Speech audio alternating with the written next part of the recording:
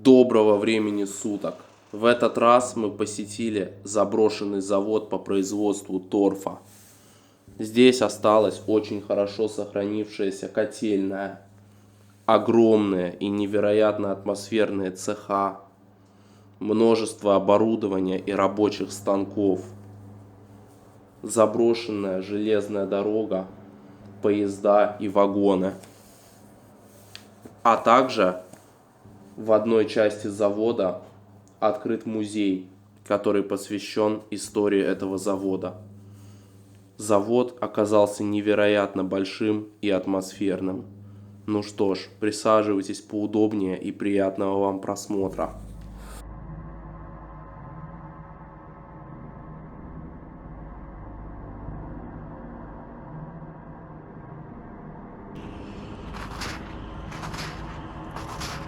Доброго времени суток! Сегодня я решил посетить огромный заброшенный завод по производству торфа.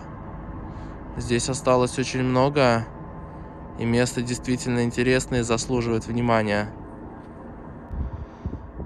На здании завода висят камеры видеонаблюдения, но мы тут находимся официально, поэтому можем чувствовать себя спокойно.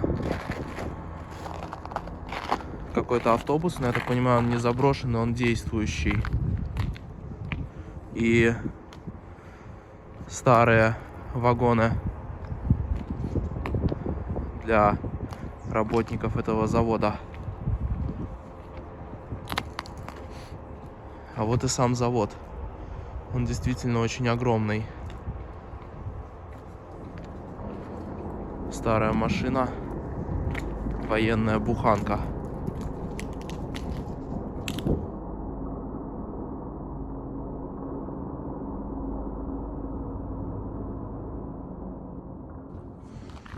Заброшенные вагоны, на них работники этого завода ездили по вот этой узкоколейной железной дороге на болото, чтобы добывать сырье для производства торфа.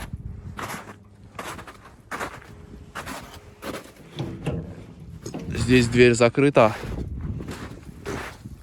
Были и грузовые вагоны, а это были пассажирские вагоны.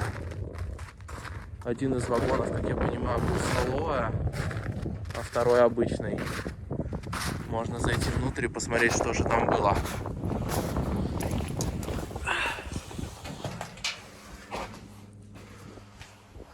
Пассажирский вагон. Обалдеть. Похоже на электричку, только размером намного поменьше.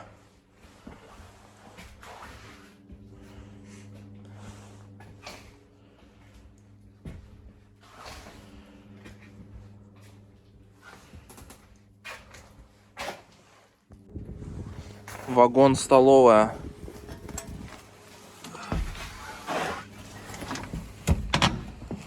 Дровишки. Печка прямо установленная в вагоне. Раковины. Здесь готовили еду для людей, которые ездили работать в болото на этом поезде, потому что они уезжали на всю смену. И обеденный перерыв у них происходил тоже там.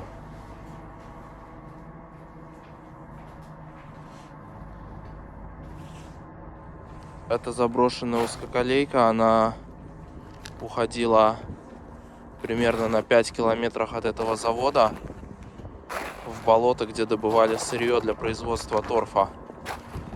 Это сырье загружали в грузовые вагоны и привозили сюда.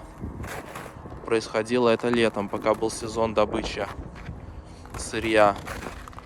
А уже потом, в остальное время года, это сырье перерабатывали на этом заводе.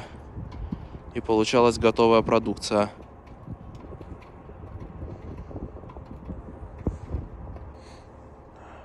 Продолжение железной дороги. Это был тягач, который тащил за собой состав из примерно 20-30 грузовых вагонов.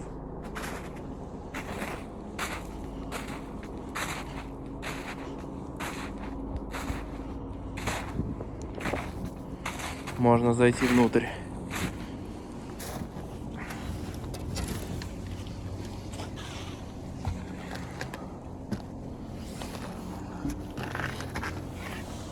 Обалдеть. Вот так он выглядит внутри. Очень много всяких показателей на приборной панели, датчиков, коробка передач, практически как на автомобиле. Вот это, как мне сказал хозяин, рычаг для переключения скоростей вперед и назад. Вот нажимаешь, вот это назад, вот это вперед.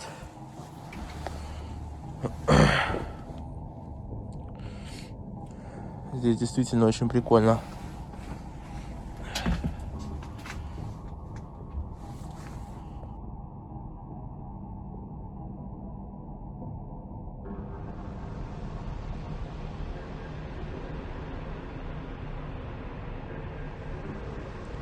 Еще какой-то вагон интересный. И небольшие грузовые вагоны для перевозки торфа.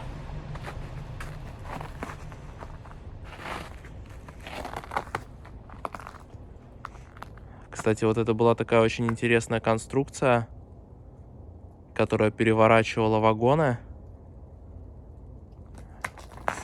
И торф подавался по конвейеру в это здание и оттуда по конвейеру в цеха. Но конвейер сейчас уже демонтирован и сдан на металл. На самом деле очень сложно представить, как это все работало и как эта штука переворачивала вот этот вагон. Но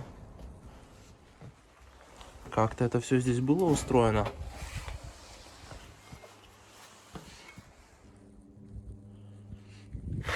Конструкции действительно очень могущественные. Вот так выглядит эта конструкция сверху. Она не используется уже более 10 лет. А в вагонах, похоже, даже остался торф.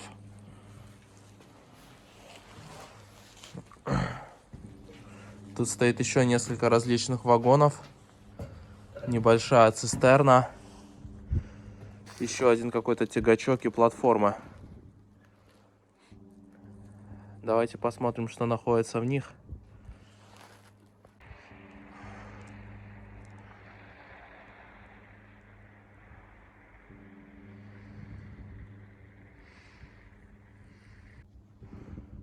Такая вот тут стоит бочка. Кстати, отсюда это очень все круто смотрится. Вагон-тягач. И вот такие вот платформы. Кстати говоря, не всегда хватало полувагонов для перевозки торфа. И поэтому торф могли перевозить и в таких бочках, или же на платформах.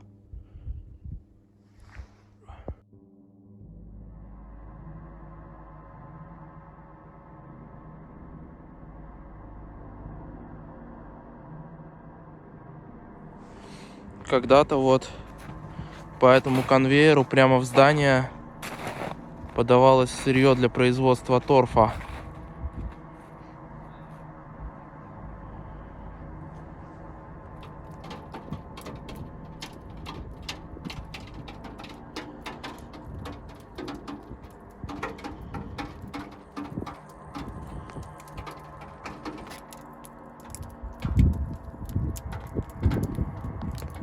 Я решил подняться на крышу и показать вам виды, которые открываются с верхушки этого заброшенного завода.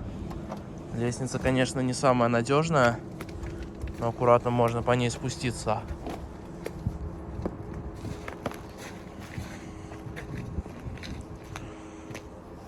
На крыше завода очень много разных дырок, куда можно упасть, поэтому тут нужно быть предельно аккуратным.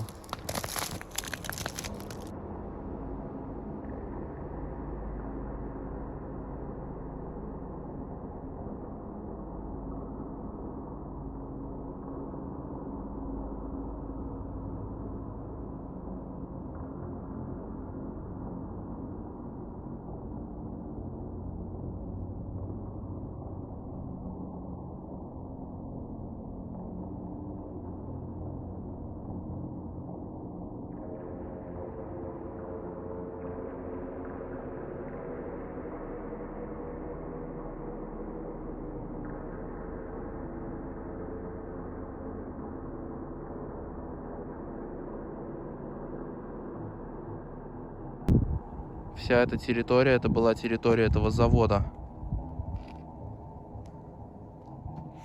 А вот и крыша сама завода.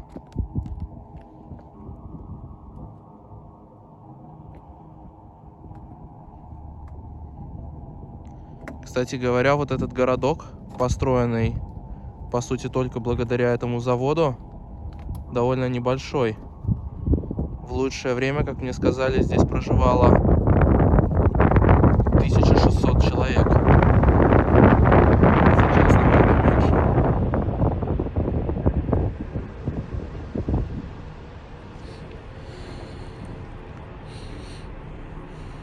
А вот трубы котельной этого завода. И сейчас я направляюсь как раз в котельную, чтобы показать ее вам.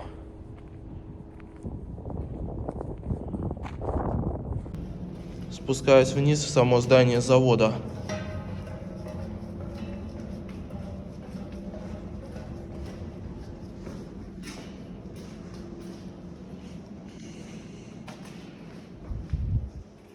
Вот это вот тот самый конвейер, по которому перемещался торф. Здесь, как я понимаю, сбрасывался вниз для дальнейшего нагрева. Такой длинный, очень масштабный конвейер.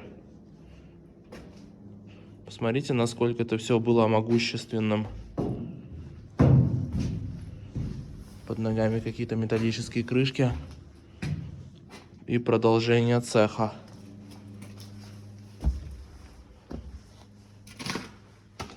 Обалдеть.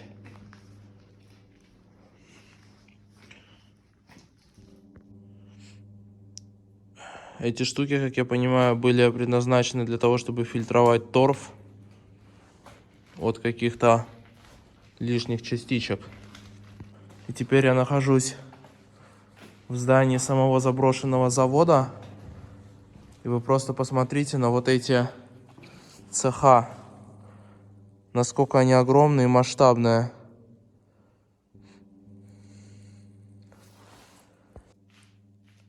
Всего в здании было 5 этажей, это 4-й этаж. И здесь тоже можно видеть тот самый конвейер. Вот эти вот валики вращались, и это все дело приводилось в движение. Те же цеха, которые я вам уже показывал сверху. И где-то тут должен был быть вход в котельную теплоцентраль. Кстати говоря, посмотрите на то, насколько могущественная деталь и крупная.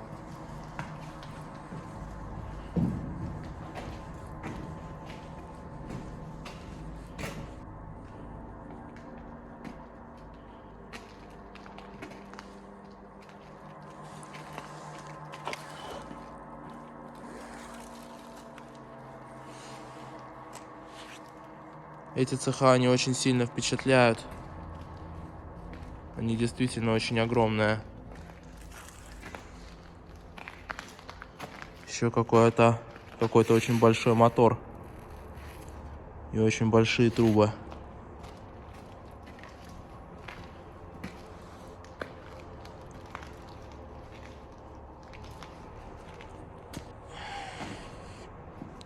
Я, конечно, не знаю, как все тут было устроено, и не очень-то разбираюсь в производстве торфа.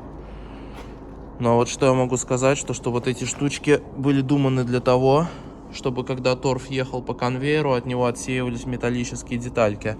И дальше он ехал уже чистым.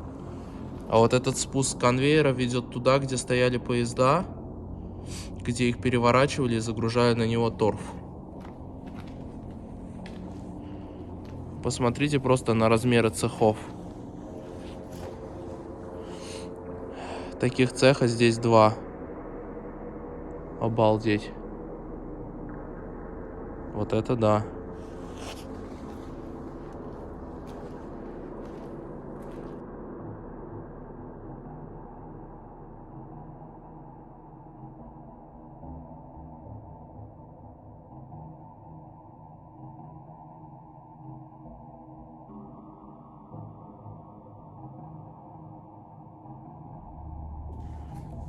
Раздевалки для рабочих, кстати, очень хорошо сохранившиеся. Шкафчики все на местах, скамеечки. Даже кое-где оставлены какие-то вещи. Вот это была, наверное, ванная для рабочих. Здесь рабочие могли умываться. Продолжение раздевалок для рабочих. Но здесь уже довольно пустовато. И еще одна ванная полностью пустая.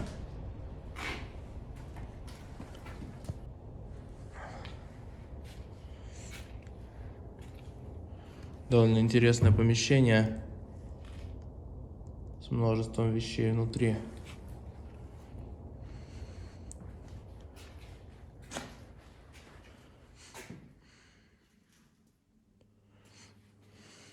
Это, наверное, был склад.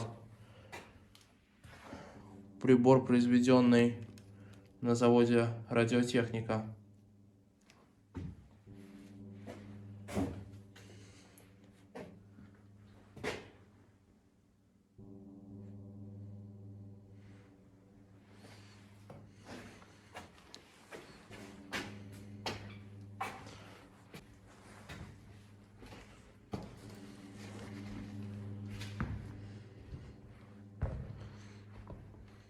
Пункт управления этой котельной.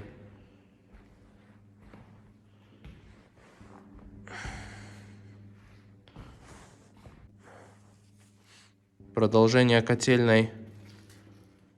Обалдеть. Просто посмотрите на это. И все это брошенное, никому не нужное.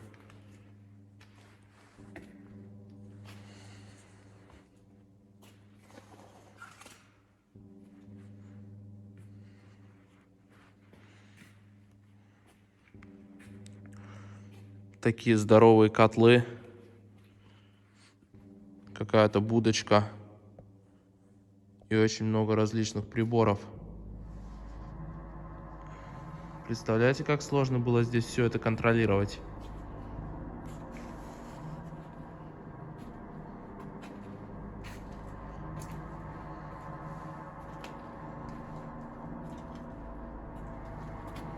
Старый холодильник. Я тут хожу, у меня просто нет слов. Насколько все это было круто, когда все это работало.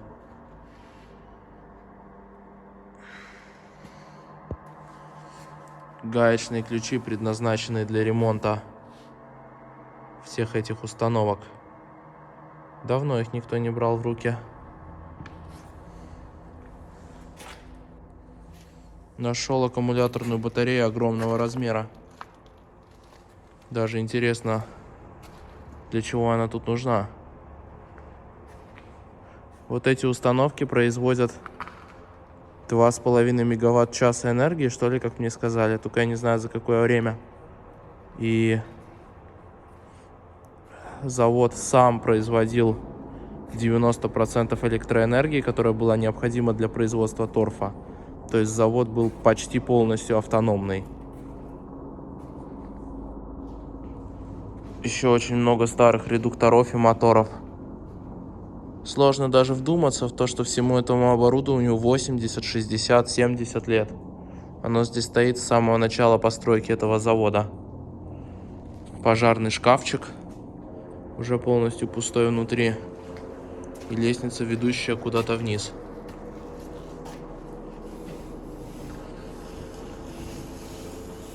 Обалдеть. Здание котельной. Вот это действительно поражает и захватывает дух.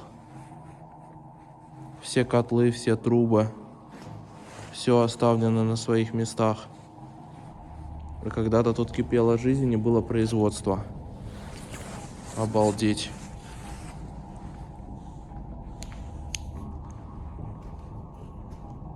Вообще я не привык снимать заброшенные заводы.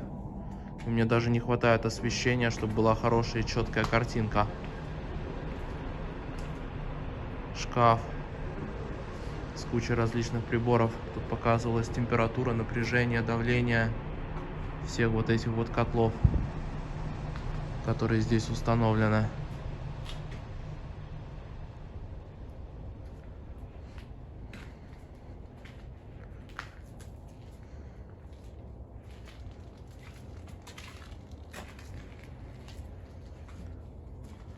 Все это очень сильно поражает и захватывает дух.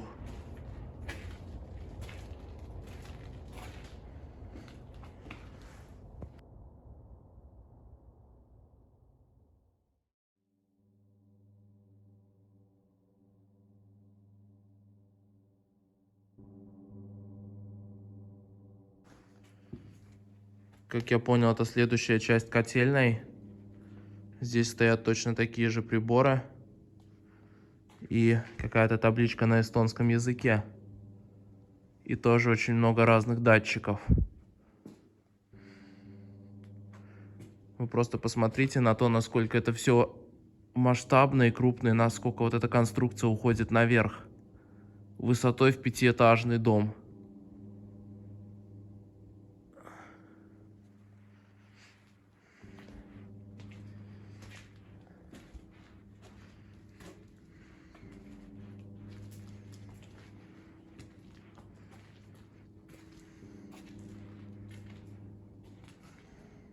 Какая-то печка здесь была, судя по всему.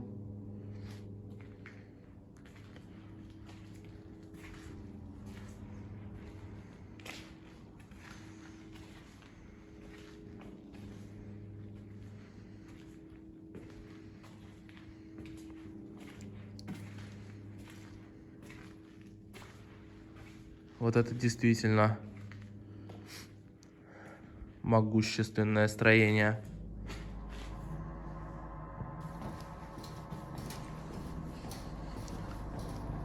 Спускаюсь на 3-й этаж. И тут очень-очень много всего. Старые редукторы, возможно, приводящие в движение конвейер. Как мне сказал хозяин, этим редукторам уже более 80 лет.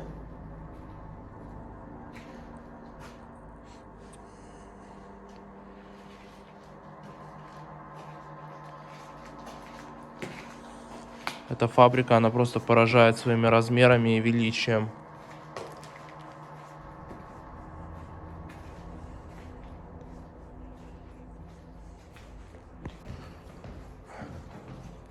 Спускаюсь на 2-й этаж. На 2-м этаже точно такой же коридор. И тоже продолжение установок от конвейеров. Насколько я понимаю. И все тот же большой цех. Блин, вы просто посмотрите на это. Насколько это все просто захватывает дух.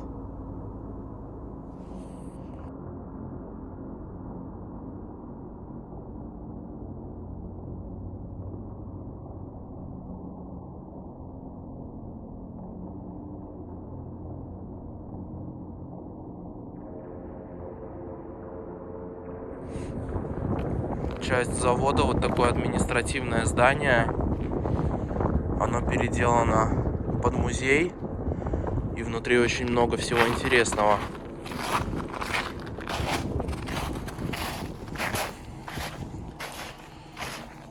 Смотрите, какие мощные решетки на окнах.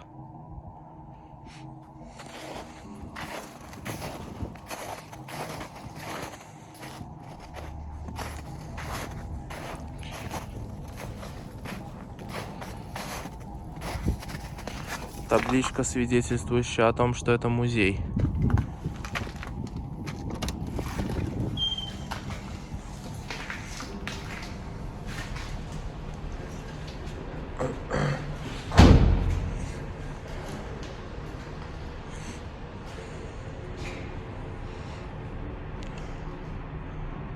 Пять фотографий различных директоров этого завода за последнее время. Вот это уже последний директор этого завода с 2009 года, а закрыт был завод в 2011. А вот это директора, которые были до него.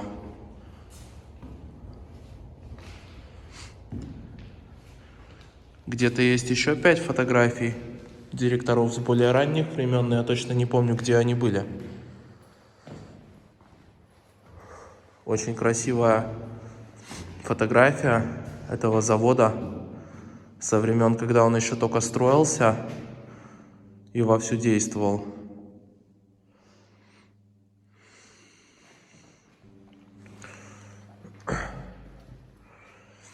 Обалдеть.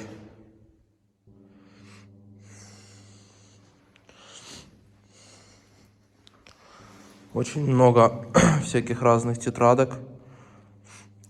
Что-то про торф, потому что основные товары, которые производил этот завод, это был торф.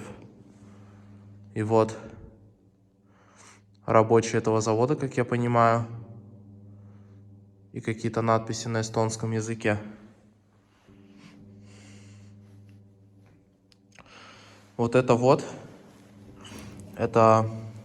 основная продукция этого завода.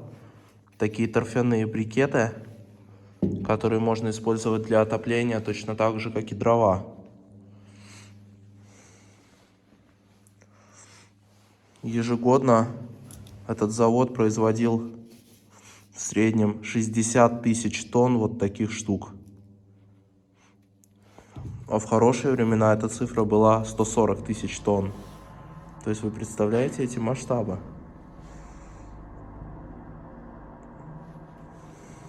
Кстати говоря, эти торфяные брикеты очень приятные на ощупь и довольно приятной формы.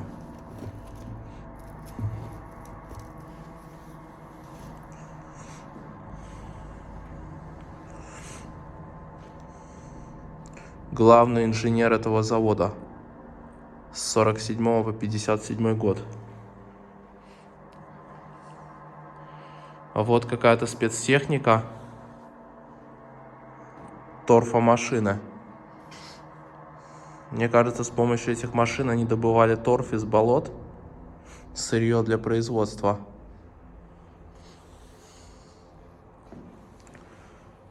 Какая-то карта и схема, возможно, куда они поставляли свой товар.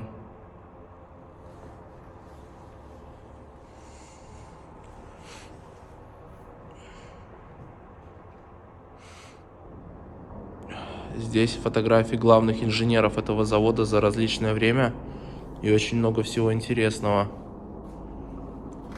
Какие-то приборы, возможно, для лабораторных измерений, химические колбы, пробирки, бутылки и какая-то электроника. Производственная техника добычи торфа. С помощью таких машин они загружали торф в вагоны и по железной дороге везли его на этот завод. А вот процесс работы. Как работали люди в то время. Тут, кстати, есть свет, потому что это официальный музей. Нам разрешили здесь побыть и поснимать для вас очень интересный выпуск. В этой комнатке можно видеть другую продукцию этого завода, поскольку завод производил не только торф, но еще очень много разных полезных товаров. Например, вот такие вот металлические надписи, различные металлоизделия. Вот это все тоже производилось на этом заводе.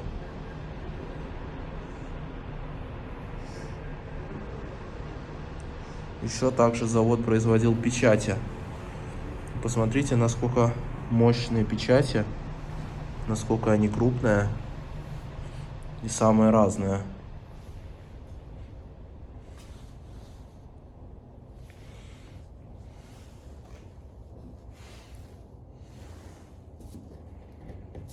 Но сейчас холодно, здесь не очень тепло внутри, поэтому печати не работают.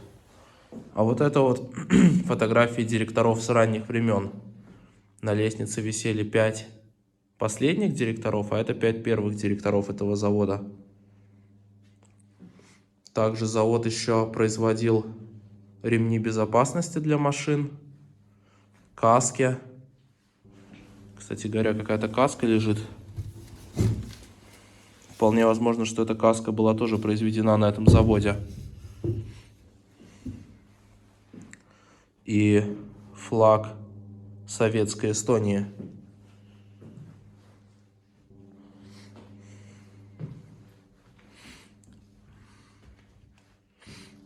Тут очень-очень много всего, и действительно это все просто завораживает дух. Печатные машинки тех времен. Но печатные машинки я уже видел много где и до этого.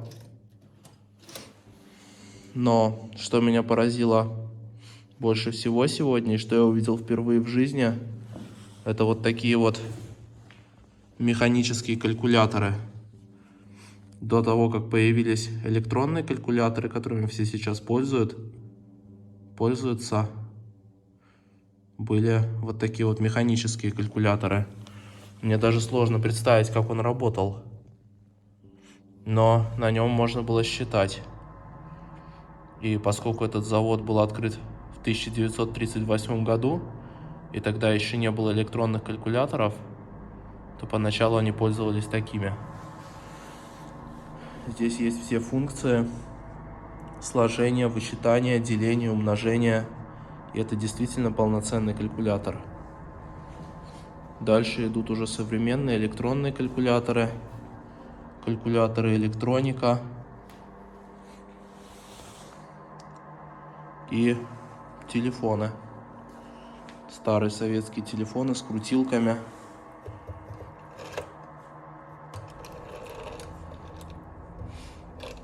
Вот этот телефон покрупнее.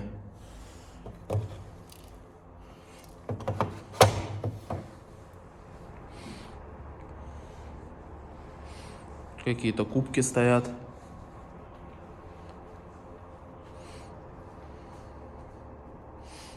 Возможно, это тоже была продукция этого завода. Очень интересная фотография, где можно видеть этот завод в ночное время суток.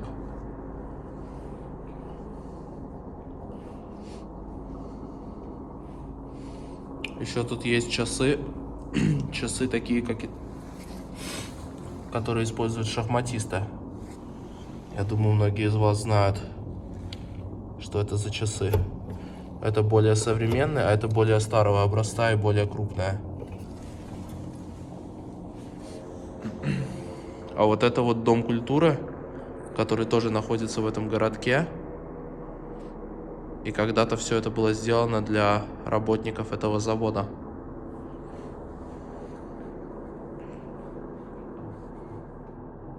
Помимо всего прочего, этот завод производил также санки. Здесь лежит такой плакат. Зимние радости на санках, произведенных на этом заводе. И здесь даже стоят эти санки. Вот такие вот санки здесь делали. Но это, наверное, санки более старого образца, а вот эти уже более современные.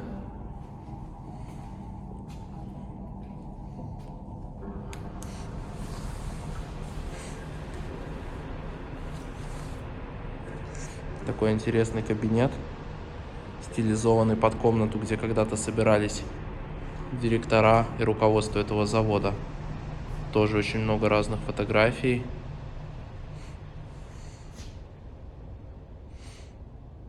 С различной техникой. А вот это, возможно, строительство этого завода, когда его только начинали строить.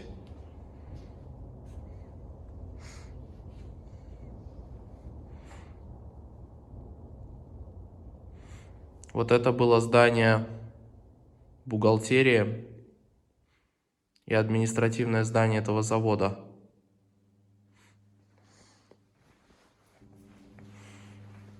Очень много разных фотографий с тех времен.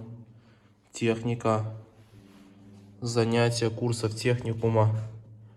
Здесь, вероятно, людей учили и готовили к работе на таком масштабном производстве. Очень-очень много всего. Обалдеть! А вот это макет этого завода. Он немножко выполнен в таком своеобразном стиле, но здание завода все равно соответствует реальности. Я сейчас вам немножко про него расскажу. Вот здесь находится железная дорога. По железной дороге привозили в вагонах торф. Здесь стояла штука, такой механизм, который переворачивал вагоны И торф высыпался на конвейер и подавался по конвейеру вот сюда, в цеха. Здесь находились два больших цеха, где производили торф. Тут был процесс производства. А вот здесь находилась огромная котельная и теплоэнергостанция. Этот завод проводил свое электричество, необходимое для производства. И как мне рассказал владелец, около 90% необходимой энергии для того, чтобы завод действовал, они получали с того же самого торфа, который производили. То есть часть торфа шла на производство, а часть на отопление и на получение электроэнергии. И покупать электричество им нужно было совсем чуть-чуть. Очень много разных картин всяких. И очень много всего интересного. Кстати говоря, советские деньги. Советские рубли. 10 рублей, 25 рублей, даже 100 рублей лежат. И вот эстонские кроны, если я не ошибаюсь.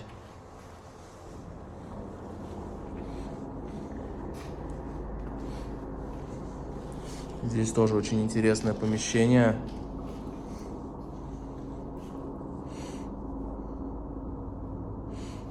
Куча каких-то книг и фотография людей, которые здесь работали.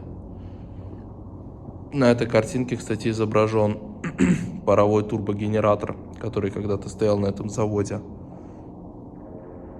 который преображал тепло в электричество.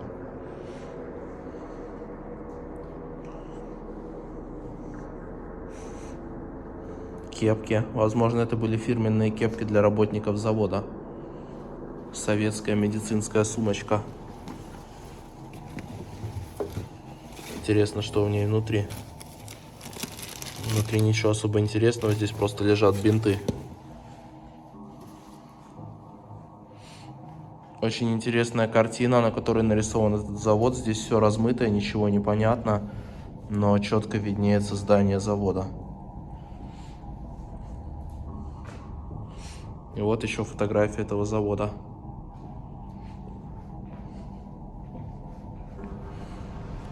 Еще одна интересная комнатка. Здесь уже все по-современному, но все равно она немножко стилизована под помещение, где когда-то проходили собрания руководства. Очень интересная вещь — сумка для перевозки денег. Когда-то в таких сумках сюда привозили деньги и платили зарплаты рабочим.